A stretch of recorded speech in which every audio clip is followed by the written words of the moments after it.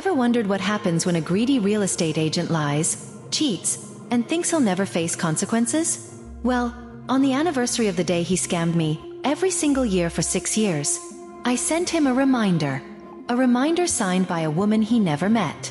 A woman named L. And those reminders? They destroyed his marriage, his career, and his entire life. If you've ever been lied to, underestimated, or treated like you don't matter, then hit that like button. Because today's story is about patience, karma, and a revenge so subtle, so poetic, it took 6 years to bloom. Subscribe for more stories like this, and let's begin. 7 years ago, I finally reached a milestone that felt like freedom.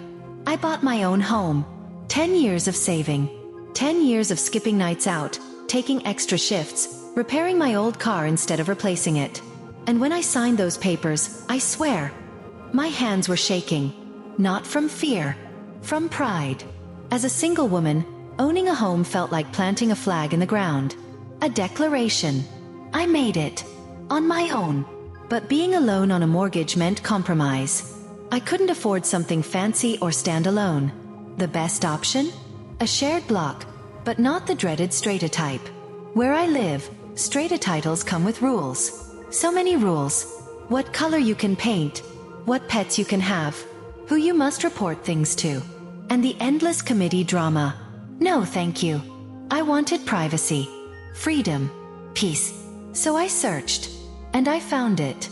A place that was shared block but freehold. Exactly what I wanted. The real estate agent was known in the community. Friends of friends knew him. He had a good reputation. He smiled just right, talked just right. And for a moment, I trusted him. That was my first mistake. 5 months after moving in, I heard a knock. The landlord next door stood there, holding some documents.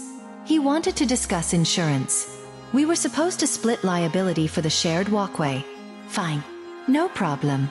I asked for a copy of the policy, just to keep records. He emailed it. And the moment I opened the file, my stomach dropped. It was strata insurance. Strata. The one thing I specifically avoided. The one thing the agent promised I wouldn't be stuck with. I double-checked everything. My title paperwork. The original ads. Emails. Everything said freehold. But the legal truth? The actual property? It was strata. My lawyer was shocked. Embarrassed. He apologized a dozen times. He helped fix what he could. But the damage? It was done. I'd been sold something I did not agree to buy. I confronted the agent. Face to face. I brought documents. Printouts of the original listing. Emails proving he'd told my lawyer, yes, it's freehold. He sat across from me, smiling that fake salesman smile, and said, I don't know what to tell you. These things happen. These things happen. Like he hadn't lied. Like he hadn't misled me. Like my 10 years of sacrifice were just whatever. He refused to take responsibility. Refused to help. Refused to even act human. We went into mediation. All I asked, just one simple, fair request. When I sell, you cover the selling cost. Since your mistake devalues the property. He refused. He offered me $1,000. As if my peace, my trust, my future resale value were worth a measly $1,000. I could have sued. The mediator even encouraged it. But at the time, I was dealing with health issues. Court battles would drain me. So I walked away. But I didn't forget. No. I planned. My revenge didn't start with rage. It started with curiosity. I found his Facebook. It wasn't private. Sloppy man. He had just gone on a boys on tour trip. Posted photos. Tagged locations. Smiling like the world belonged to him. I also found his home address through a public business registration. And suddenly, this quiet little idea formed in my mind. Something small, harmless, but deliciously chaotic. What if, once a year, on the anniversary of the sale, he got a reminder? A beautiful little reminder. From a woman who didn't exist. A woman named L. Year 1. I ordered flowers. Expensive ones. A vibrant bouquet delivered to his home. The note inside read, Dear real estate agent, remembering you on this, our special day. She has your eyes. Love. L. Vague. Emotional. Just suspicious enough. I imagined his confusion. His wife's side eye. A perfect seed of doubt. Year 2. A different bouquet. A slightly different note. Thinking of you today. She asks about you often. Year 3. A handwritten letter mailed internationally from the country he visited on his boys' trip. Wish you were here again. Love, L. Year 4, 5, 6. Postcards. Flowers. Short notes. Never overdone. Never too dramatic. Just enough to keep the paranoia alive. 3 weeks ago, I ran into someone who knew him. And that's when I learned the truth. He was divorced. Lost his home. Lost half his retirement. And he was no longer a real estate agent. Why? Because his wife found out he cheated years ago. The story I heard?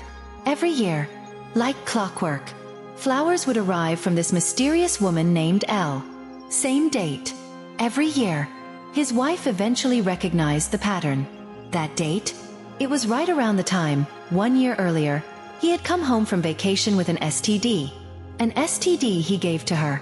He had lied, manipulated, gaslit her into believing it wasn't him. But my postcards, my flowers, my subtle little reminders, they broke the illusion. She confronted him. He cracked. He confessed. And everything collapsed. His marriage, his finances, his business, his reputation. Poof, gone. Do I feel guilty? Sometimes. But then I think about the lies, the intentional deceit, the smug smile, the way he dismissed my pain like it was nothing. And then I remember, karma is patient. And so am I. And in this case, I was karma's assistant. When the truth finally came out, it wasn't loud, wasn't dramatic. It was quiet, internal. The moment a liar runs out of lies. The moment a manipulator faces a woman who finally connects all the dots. And the best part? I wasn't even in the room. My revenge didn't require screaming or threats. Just patience. 6 years of small nudges. Until the tower of lies he built finally collapsed under its own weight. Sometimes revenge isn't fire. Sometimes it's a whisper. A subtle reminder that time remembers what people try to forget. He lied to me. He lied to his wife. And karma? Karma simply waited and let me guide the knife. If this story gave you chills, hit that like button. It really helps the channel grow. Let me know in the comments. What's the most satisfying revenge you've ever witnessed? And don't forget to subscribe for more powerful, emotionally intense revenge stories.